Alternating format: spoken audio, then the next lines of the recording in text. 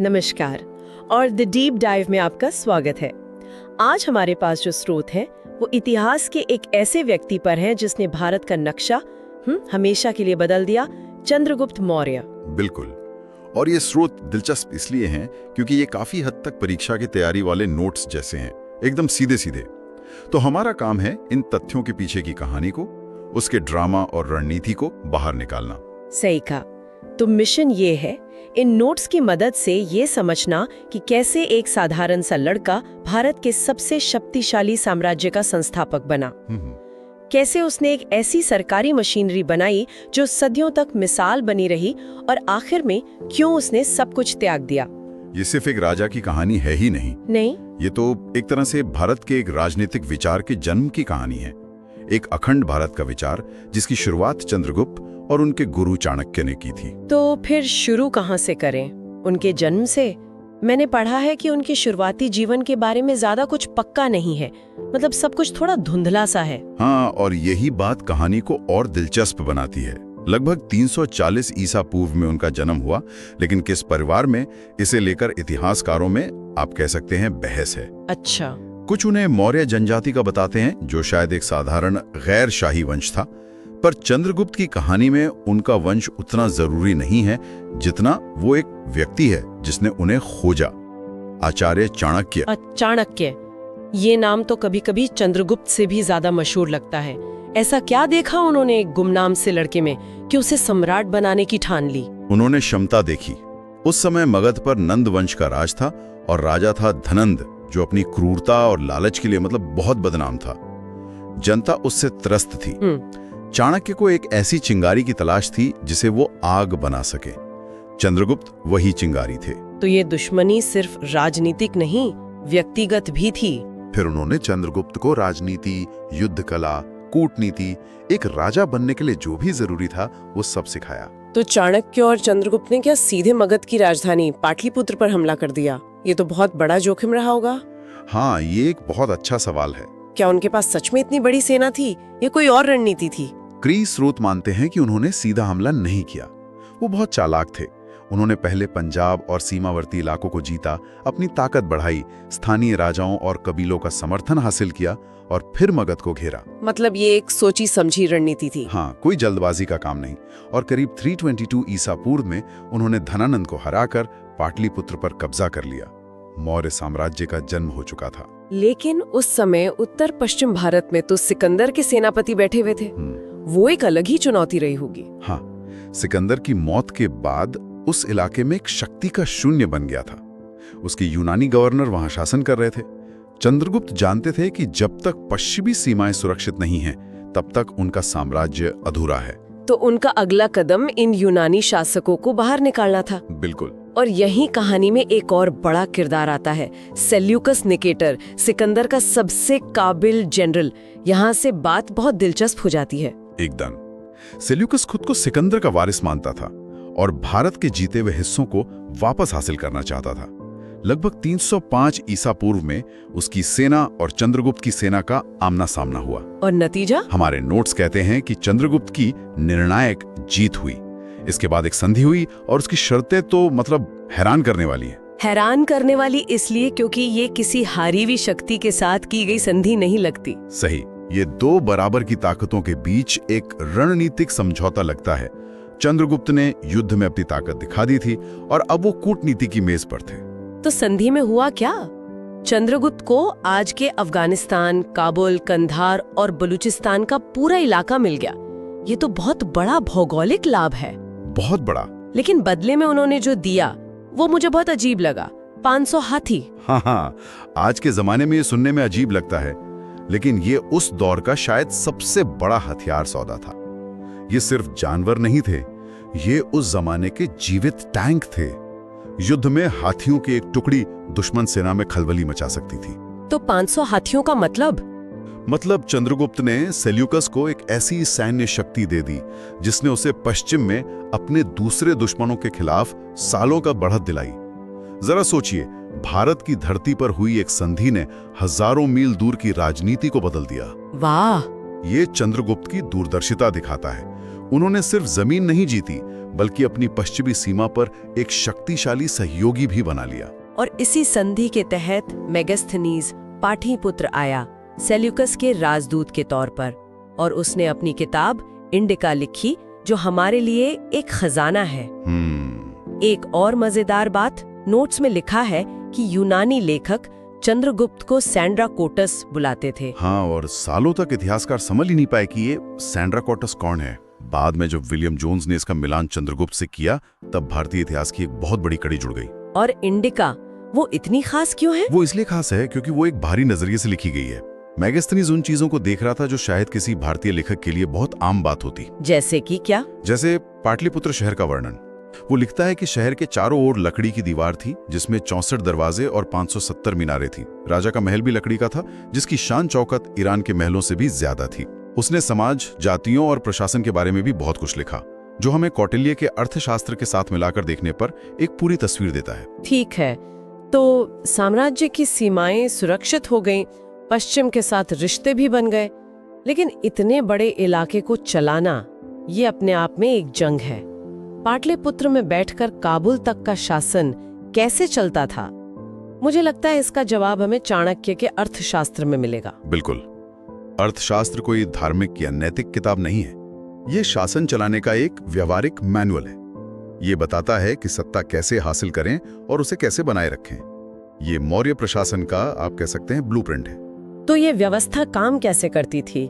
Notes में कुछ पद दिए गए हैं, राजा, मंत्री परिषद, पुरोहित, सेनापति। ये तो किसी भी राजतंत्र में होते हैं। इसमें खास क्या था? खास था इसका संगठन। ये एक अत्यधिक केंद्रीकृत नौकरशाही थी। मतलब हर चीज पर सरकार का सीधा नियंत्रण था, लेकिन व्यवस्था बहुत संगठित थी। अच्छा। साम्राज्य को प्रांतों में बांटा गया था, प्रांतों को जिलों में और जिलों को गांव में। हर स्तर पर अधिकारी नियुक्त थे, जैसे समाहर्ता, जो आज के वित्त मंत्री और राजस्व सचिव का मिला जुला रूप था, जिसका काम कर इकट्ठा करना था। और सबसे छोटी इकाई का प्रमुख ग्रामिक यानी गांव का मुखिया था। और कर कितना था? मुख्य रूप से कृषि पर आधारित अर्थव्यवस्था थी, तो सबसे बड़ा कर जमीन पर था, उपज का 6वां हिस्सा, 1/6। जी। लेकिन राज्य सिर्फ कर लेता नहीं था, वो सिंचाई के लिए नहरें भी बनवाता था। इसके अलावा व्यापार, कारीगरों, जंगलों, खानों, हर चीज पर राज्य का नियंत्रण और कर था। मुद्रा थी पाण। ये एक विनियमित अर्थव्यवस्था थी, जहां कुछ भी सरकार की नजर से बाहर नहीं था। लेकिन इतने बड़े सिस्टम को चलाने और हर किसी पर नजर रखने के लिए तो कुछ और भी चाहिए होगा। और वो था जासूसी का एक विशाल नेटवर्क। अर्थशास्त्र में जासूसों का बहुत विस्तृत वर्णन है। 2 तरह के जासूस बताए गए हैं। संचार, जो साधु, व्यापारी या कलाकार बनकर घूमते थे और जानकारी इकट्ठा करते थे। और दूसरे जो एक ही जगह रह के अधिकारी बनके या दरबार में रह के नजर रखते थे। मतलब ये एक तरह का निगरानी राज था। हर किसी पे नजर रखी जा रही है, कर वसूला जा रहा है। और नोट्स कहते हैं कि न्याय व्यवस्था भी बहुत कठोर थी। हाँ, आप कह सकती हैं। दंड नीति यानी कानून और व्यवस्था को बहुत गंभीरता से लिया जाता था। राजा खुद सबसे बड़ा न्यायाधीश था। छोटी छोटी चोरियों के लिए भी अंग भंग जैसे कठोर दंड थे। बाप रे। मकसद था अपराध का डर पैदा करना, ताकि समाज में व्यवस्था बनी रहे। चाणक्य का मानना था कि राज्य की स्थिरता के लिए कठोरता जरूरी है। और इस स्थिरता को बनाए रखने के लिए सेना भी जबरदस्त रही होगी। मेगास्थनीज के आंकड़े तो अविश्वसनीय लगते हैं। रुकिए, 6 लाख पैदल सैनिक, हाँ, 30,000 घुड़सवार, 9,000 हाथी। क्या ये आंकड़े सही हैं? ये तो आज की कई बड़ी सेनाओं से भी ज्यादा है। इतिहासकारों में इन आंकड़ों को लेकर थोड़ी बहस है। हो सकता है मेगास्थनीज ने थोड़ा बढ़ा चढ़ा के लिखा हो, लेकिन अगर इसके आधे भी सैनिक रहे होंगे तो भी ये उस जमाने की दुनिया की सबसे बड़ी और सबसे संगठित सेना थी। सही बात है। और सोचिए, इतने लोगों को तनख्वाह देना, उन्हें खिलाना, उनके लिए हथियार बनाना, इसके पीछे का प्रबंधन और अर्थव्यवस्था कितनी मजबूत रही होगी। ये मौर्य साम्राज्य की असली ताकत दिखाता है। और राजधानी पाटलिपुत्र, लकड़ी का महल, 64 दरवाजे, चौड़ी सड़कें और यहाँ तक कि कचरा प्रबंधन की व्यवस्था। ये सब सुन के लगता है कि ये कोई प्राचीन पिछड़ा हुआ साम्राज्य नहीं था, बल्कि एक बहुत ही आधुनिक और व्यवस्थित सभ्यता थी। बिल्कुल, ये एक ऐसी मशीनरी थी जिसे बहुत सोच समझकर डिजाइन किया गया था। हर पुर्जे की अपनी जगह थी और अपना काम था। और इस पूरी मशीनरी के केंद्र में था सम्राट चंद्रगुप्त मौर्य। और यही बात उनके जीवन के आखिरी हिस्से को और भी ज्यादा नाटकीय बना देती है। एक आदमी जो इतनी बड़ी मशीनरी बनाता है, इतनी ताकत हासिल करता है, वो आखिर में सब कुछ छोड़ क्यों देता है? ये चंद्रगुप्त की कहानी का सबसे रहस्यमयी और शायद सबसे गहरा हिस्सा है। अपने शासन के आखिरी सालों में जब वो अपनी शक्ति के चरम पर थे, उन्होंने जैन धर्म अपना लिया। ये तो बहुत बड़ा कदम है, एक सम्राट का धर्म बदलना, वो भी उस समय में। और सिर्फ धर्म बदला नहीं, वो जैन मुनि भद्रबाहु के अनुयायी बन गए और उनके साथ अपना राजपाट, अपना महल, अपना साम्राज्य सब कुछ छोड़कर दक्षिण भारत चले गए। सब कुछ छोड़कर? सब कुछ। कर्नाटक में श्रवणबेलगोला नाम की जगह पर। एक सम्राट एक तपस्वी बन गया, पर क्यों? क्या वो शासन के तनाव से थक गए थे या कोई आध्यात्मिक कारण था? शायद दोनों। कल्पना कीजिए एक ऐसा जीवन जहां हर पल साजिश का डर हो, लाखों लोगों की जिम्मेदारी हो, युद्ध और प्रशासन का तनाव हो सकता है कि जीवन के अंत में उन्हें शांति की तलाश हो। जैन दर्शन उन्हें आकर्षित कर रहा हो। कुछ कहानियां ये भी कहती हैं कि मगध में उस समय भयंकर अकाल पड़ा था और शायद वो इसे अपनी कोई नैतिक विफलता मानते थे। और उनकी मृत्यु भी उतनी ही असाधारण थी। उन्होंने संलेखना के जरिए अपना शरीर त्यागा। ये क्या होता है? संलेखना जैन धर्म की एक बहुत पुरानी और गहरी आध्यात्मिक प्रथा है। इसे आत्महत्या नहीं माना जाता। ये एक स्वैच्छिक प्रक्रिया है जिसमें व्यक्ति धीरे धीरे खाना पीना छोड़ देता है और ध्यान करते हुए शरीर का त्याग करता है। अच्छा। इसे कर्मों के बंधन से मुक्त होने का एक पवित्र तरीका माना जाता है। लगभग 298 ईसा पूर्व में एक पहाड़ी पर, जिसे आज भी चंद्रगिरी यानी चंद्रगुप्त की पहाड़ी कहते हैं, भारत के पहले सम्राट ने एक जैन मुनि की तरह दुनिया छोड़ दी। वाह, ये कहानी एक चक्र की तरह है। एक गुमनाम लड़के से शुरू होकर सम्राट बनने और फिर वापस एक तपस्वी बनकर गुमनामी में चले जाना। तो अगर हम आज की चर्चा को समेटें तो हमारे पास चंद्रगुप्त मौर्य हैं, एक दूरदर्शी व्यक्ति जिन्हें खोजा और तराशा उनके गुरु चाणक्य ने, एक महान विजेता जिसने नंदों को हराया, यूनानियों को पीछे धकेला और भारत की पहली सही मायने में राष्ट्रीय सीमाएं तय की।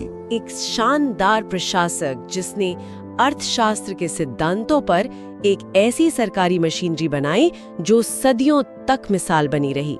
राजधानी पाटलिपुत्र, सेना विशाल और अर्थव्यवस्था मजबूत। और अंत में एक दार्शनिक राजा जिसने सत्ता के शिखर पर पहुंचकर सब कुछ त्यागने का साहस दिखाया और आध्यात्मिक शांति के लिए संलेखना का मार्ग चुना। उनके बाद उनके बेटे बिंदुसार ने साम्राज्य को संभाला और फिर पोते अशोक ने उसे उसकी बुलंदियों तक पहुंचाया, लेकिन नींव चंद्रगुप्त ने ही रखी थी। और जाते जाते हमारे श्रोताओं के लिए एक सवाल छोड़ जाते हैं। सोचिए, एक ही व्यक्ति के जीवन में दो बिल्कुल अलग दर्शन दिखाई देते हैं। एक तरफ कौटिल्य का अर्थशास्त्र है जो सत्ता, नियंत्रण, दंड और भौतिक सफलता की बात करता है, और दूसरी तरफ जैन धर्म और संलेखना है जो त्याग, अहिंसा और भौतिक दुनिया से मुक्ति की बात करता है। सवाल ये है कि क्या चंद्रगुप्त का अंतिम कार्य अर्थशास्त्र के जीवन का खंडन था, या फिर क्या सत्ता की हर संभावना को अनुभव कर लेने के बाद त्याग ही एकमात्र सार्थक रास्ता बचता है? ये विरोधाभास हमें शक्ति, महत्वाकांक्षा और जीवन के अर्थ के बारे में क्या सिखाता है?